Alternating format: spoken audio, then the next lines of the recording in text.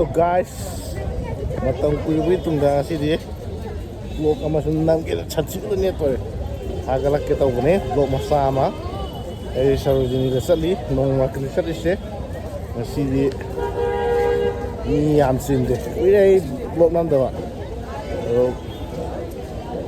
ekelegi yongsi singa ngai le sisina mamang ai lak pa le hau do ni wi lak do bu ano udah shopping kan dukan normal sih nah sih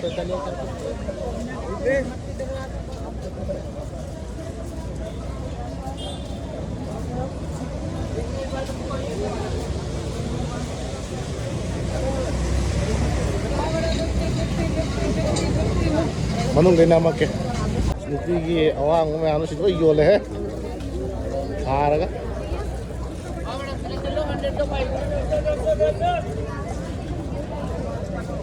Yore, menung sangan ni.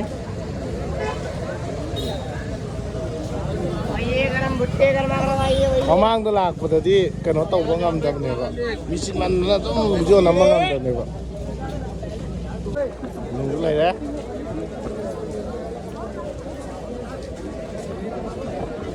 Kau jam lagi ada. Aku nak orang khadrak ti.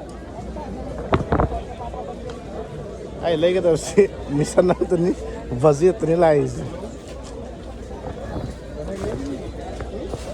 Dia apa sih? Anung ni bukan. Mana ni bukan Thai orang tu sih. Si seni piba.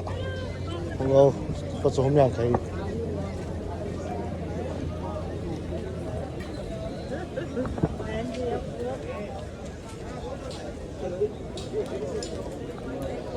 Ai apa mau pasal je polak tri ne.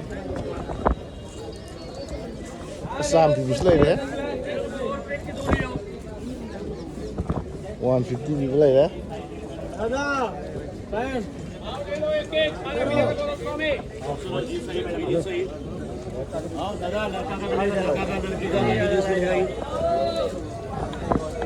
Ai je manung dolai bani. Dia ngasih manung doi na.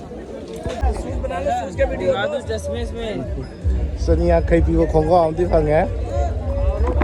Seni yang kaya piwo kongko am di fang ya. Ahan mama. Ada je kongko kaya yeng ni ba. Kalau jauh yang kaya dah. Ahan le. Halak pada tolak pada yeng le. Aigi mission loh je. Kong kelai gitu ni ba. Ini lagi ba mafam du ko tai de lagi du bo.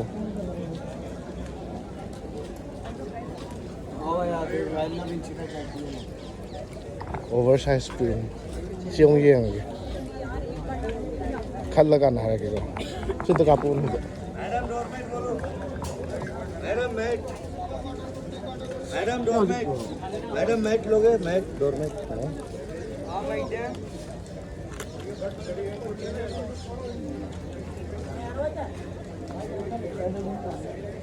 Nanti kita ke mana? Ini di bawah masih itu kan? Di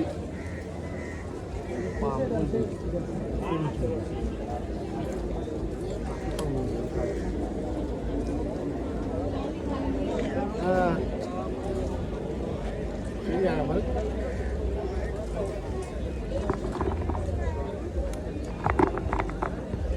Sarojini ki shop number 51 dah, shop number 51 ki program lain dah. Baggy स्टेड जिंदगी jacket baggy मिल जाएगा ऐसे colour मिल जाएगा ये colour मिल जाएगा side भी मिलेगा जेंट्स का एक नंबर का वे होंगे 350 around 350 to 400 मालूम ले जैकेट का अलग प्राइस है ai ki soma lai re bye bye si mathak ki se si mathak kang ku sina 250 shop number 51 sina rupi ki ne ba 150 hai si ada ai ki di rupa chaniya khai pi de khonggaw ni lo de aduga kano ki jeans khonggaw chaniya khai ni lo de aduga furit ama furit to rupa chani ga humpu da Oleh semua is lebih setangnya. Satria teh hari ini masa sudah. Sini mau is. Sini lagi kan orang apa? Kung apa mesti tengah keren kung is. Oh ya ini. Affordable price itu kami fast kopi akan.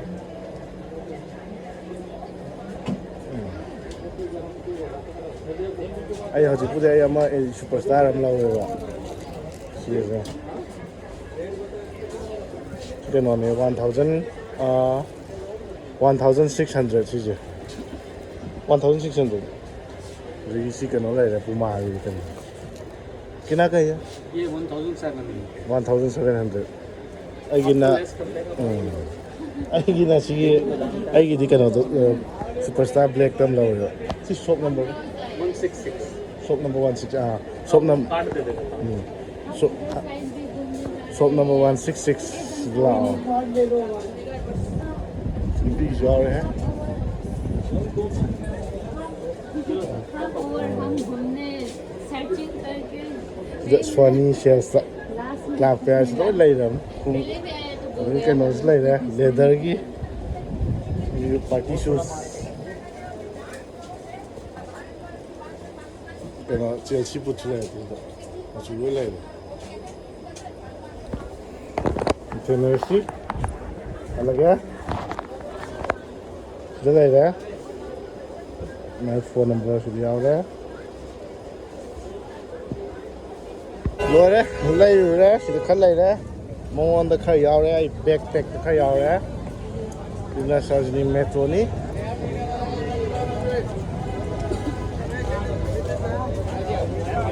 Sangat alaga si gede menunggu kanda ini lagi potong singgung yang alaga.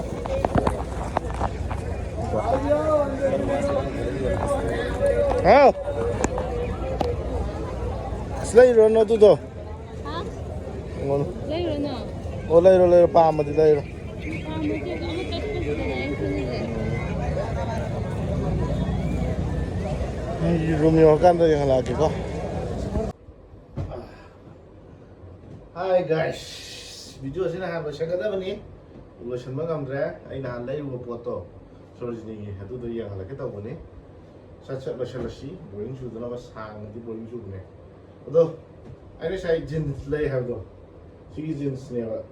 Sigi na hero ki jeans ne black. Ado perel ni, ado saw na set kada ba. Wah, si malay ne, si pra black ni si empan bani. Sina. Si malay ne.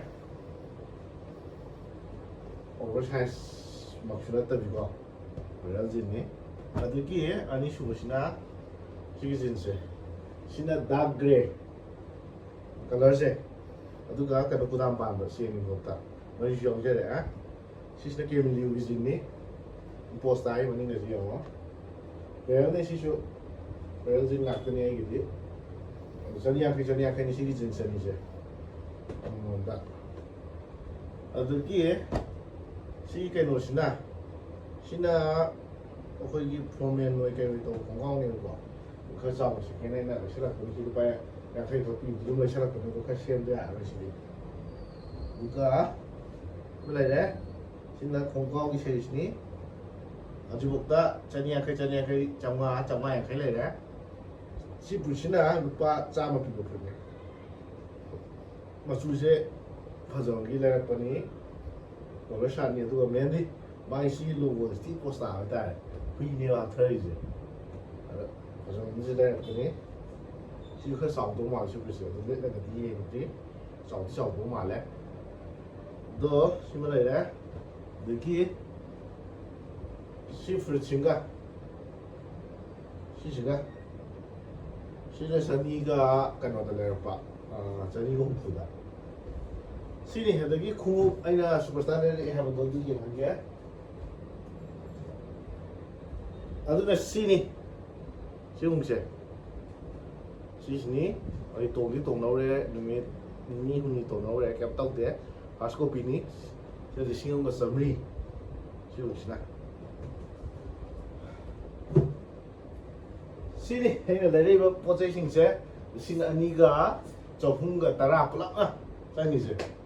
ꯈꯣꯡꯒ꯭ꯔꯥꯎ ꯑꯍꯨꯝ ꯐꯨꯔꯤꯠ ꯑꯅꯤ ꯈꯣꯡꯎꯞ ꯑꯃ ꯑꯗꯨꯅ ꯑꯩꯁꯦ plan ꯑꯃꯁꯨ ꯂꯩ ꯅꯕꯦꯝꯕꯔ ꯁ꯭ꯋꯥꯏꯗꯒꯤꯗꯤ ꯑꯩꯅ ꯈꯣꯡꯎꯞ ꯀꯩꯀꯩ ꯈꯔ ꯊꯥꯗꯣꯔꯛꯀꯦꯅ ꯈꯜꯂꯤ ꯑꯍꯣꯡꯕ ꯃꯃꯟꯗ ꯑꯗꯨ ꯃꯌꯥꯝꯅ ꯑꯗꯨꯝ ꯄꯥꯝꯃꯒꯗꯤ ꯍꯥꯏꯕꯤꯔꯛꯑꯣ ꯑꯗꯨ ꯊꯨꯡꯉꯩ ꯐꯣꯇꯣ ꯊꯥꯒꯠꯆꯔꯛꯀꯦ ꯐꯔꯦ ꯉꯁꯤꯒꯤꯗꯤ ꯀꯥꯏꯅꯔꯁꯤ ꯕꯥꯏ ꯕꯥꯏ